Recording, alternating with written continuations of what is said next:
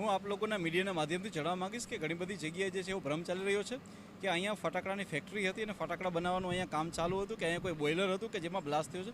તો આપણે જણાવીશ કે અમારી આખી એફએસએલની ટીમ અહીંયા છે, અમારા ટેકનિકલ એક્સપર્ટ અહીંયા છે.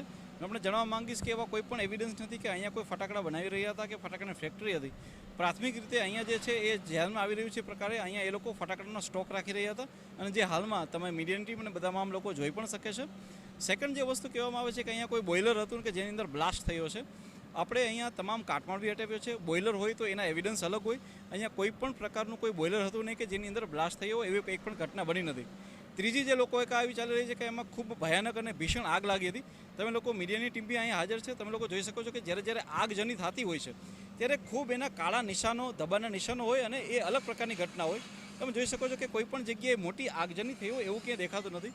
જે હાલમાં એફએસએલની ટીમે જે પ્રાથમિક અનુમાન આપ્યું છે એ આપ્યું છે કે અહીંયા કોઈ નાની મોટી આગ લાગી છે જેના કારણે થઈને પ્રોપર વેન્ટિલેશન ન હોવાથી એ બંધ રૂમની અંદર જ જે છે એ એક પ્રેશર ક્રિએટ થયું. પ્રેશરને ક્રિએટ થવાના કારણે બ્લાસ્ટ થતાં જે સ્લેબ જે છે એ સ્લેબ ધરાશાયી થઈ ગયો છે અને સ્લેબમાં નીચે પડવાથી શ્રમિકોના મૃત્યુ થયા છે. પરંતુ પોલીસ અને તંત્રની તુરંત કાર્યવાહીના કારણે આપણે 5 જેટલા મજૂરોની જિંદગી બચાવી ચૂક્યા છીએ. હાલમાં તે હોસ્પિટલમાં છે અને તમામ આ લોકો જે ખતરાની બહાર છે. પરંતુ જેટલા લોકોના ડેથ થયા છે આના પ્રકરણમાં ભાઈ પોલીસે ખૂબ ગંભીરતાથી નોંધ લીધી છે. અમે ગુનો નોંધી અને જે વ્યક્તિ કેમ કે એ વ્યક્તિની પાસે અહીંયા ફટાકડાના સ્ટોક કરવા માટેનું પણ પોલીસનો અભિપ્રાય નેગેટિવ હોવા છતાં તેણે અહીંયા સ્ટોક કરેલો હતો. તો તેના ઉપર કડકમાં કડક કાર્યવાહી થઈ એને તરંતકાલિક પકડી લેવામાં આવે અને ચાર્જશીટ કરી અને એને જેલ હવાલે કરવામાં આવે તેના પ્રકારની તમામ કાર્યવાહી જે છે પોલીસ દ્વારા થઈ છે. અમે હાલમાં 5 જેટલી અલગ અલગ ટીમોનું ગઠન કરેલું છે અને પોલીસને આની અંદર પ્રાથમિક સફળતા બી મળેલી છે.